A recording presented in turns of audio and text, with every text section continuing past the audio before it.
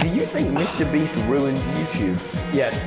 Why? Because it became more about views, money, and popularity than it did about having fun. You just don't think you have fun playing Squid Games? This one clip sent massive shockwaves throughout the YouTube community, and it led to a lot of diverse opinions on the topic and pitted fans against each other on who was right and who was wrong. And this led to an even deeper question. Did MrBeast really ruin YouTube? Or is this just all pointless? Well, we're gonna find that out in today's video.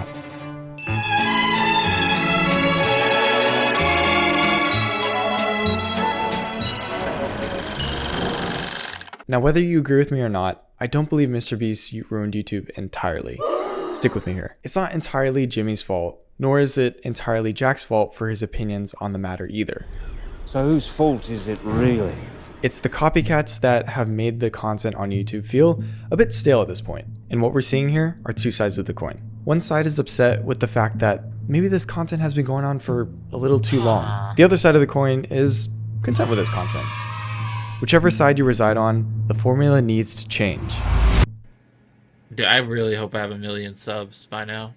Please, future me, please. What am I doing with my hand? Jimmy started out 10 years ago, creating content straight out of his bedroom, like many of us do when we first start making YouTube videos. He initially made commentary gaming content, and then he found himself saying one word for 12 hours straight and amassed millions of viewers. Fast forward today, he is now investing millions of dollars into just one video, and to productions and crews and many investors into all of his businesses. While he's been the forefront of spectacle content, was this a good thing for YouTube?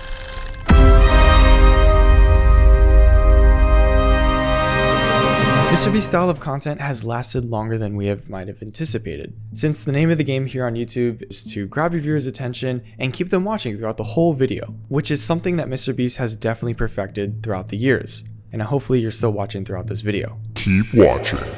And in turn, we've seen this platform become flooded with a lot of this. MrBeast is the biggest YouTuber on the planet. And we're playing Squid Game in— This is the worst, poorest content. Anything you can draw, I'll buy for you. Whoa.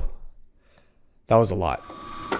Throughout YouTube's history, we have gone through many eras of content. Some of these eras have made a lot of memorable moments for us, and some of them have been, well, you know what happened. Yeah, it's rewind time. The recycling of content has been a recurring trend for some time now. When something proves to be successful on this platform, creators tend to adopt it for a while, only to move on to the next big thing once it loses its popularity. This cycle occurs because viewers become wary of the same content being regurgitated to them repeatedly, and they yearn for something more.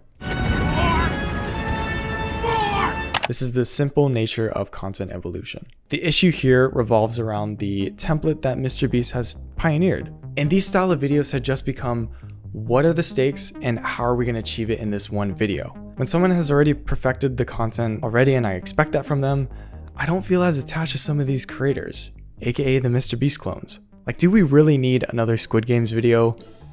I don't think so. Which, don't get me wrong, are amazing to see and watch, but after seeing so many creators regurgitate the same content over and over again, it becomes mundane and I'm left feeling empty. And also cringing on the inside sometimes. And of course, this formula has been continuously rewarded on this platform because, I mean, who wouldn't want 1 million subscribers within 6 months? Not me. Please subscribe.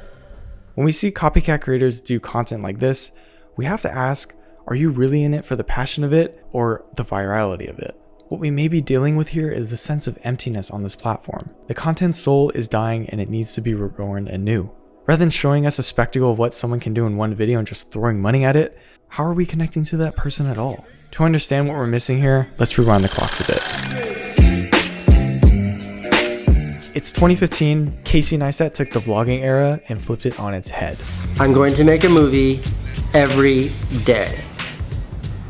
For a while anyways, or until I get bored. Many viewers were in awe, not only on his take on the content genre, but the amount of effort it took to do this on a daily basis. And to tell you the truth, he made it feel effortless. His distinctive style of storytelling served as an inspiration for numerous creators. He encouraged many of us to carve our own path on YouTube. Kiessling is undoubtedly the best example of what a YouTube personality can be. By showcasing his storytelling abilities and his unique personality, he allowed us, the audience, to connect with him on a deeper level. But my point here being is that what happened with the connection between the viewer and the creator's personality, Casey definitely had that effect on many of his viewers. I just think that the next wave has to be personality driven. It has to be. Because like right now, I just feel like I get videos, but I'm not connecting to any creators. The grandiose content needs to take a seat to allow more blended genres of content to emerge from the depths of that new originality and personality, most importantly. We need someone to relate to again, or to be inspired by again. Perhaps we should slow down the video a bit and be more thoughtful with the content. Not rush into it and not blast so much information within the first 10 seconds of the video. And you may be surprised, but someone is actually proving this right and flipping the challenge genre on its head. Okay, rolling. Make sure I'm rolling here. This is it. This is the production. We don't have much here to work with. Okay. Ryan is proving that you don't need millions of dollars to create one video.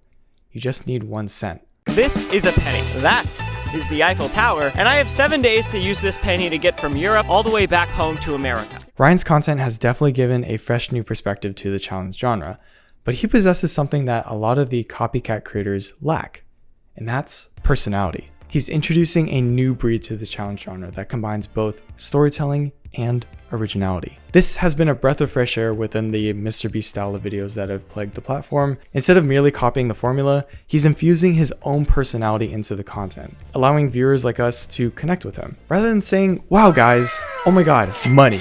Keep watching till the end of the video. He has taken an entirely different approach to that. Something new is coming to overtake this platform once again, and a new generation of creators are going to rewrite the narrative of the MrBeastification of YouTube and turn it into something way more exciting and interesting to watch again.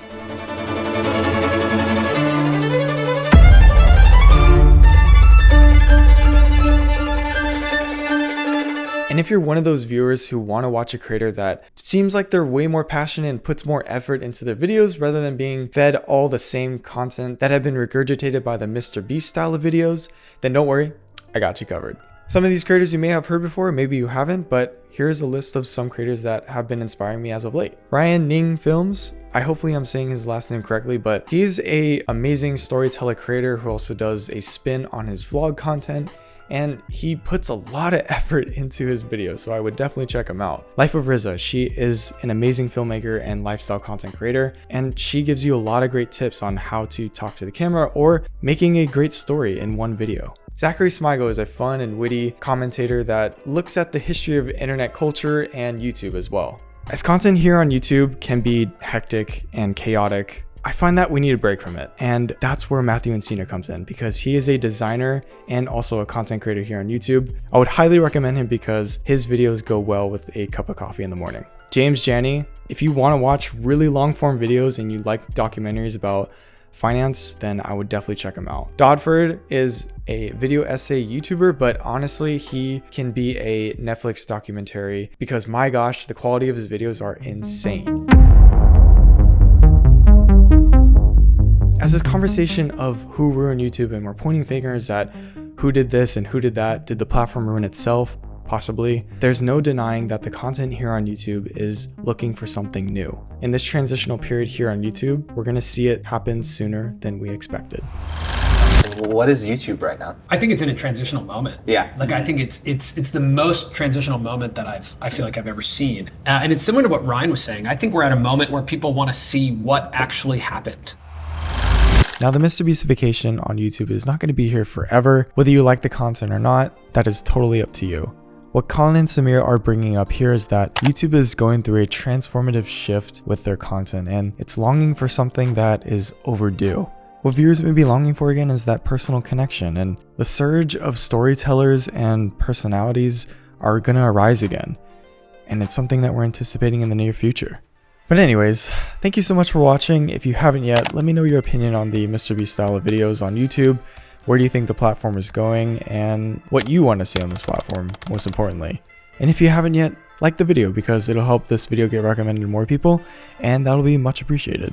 And again, if you like this style of video, please let me know in the comments below. I'll definitely create more of it. But until then, I'll see you in the next one.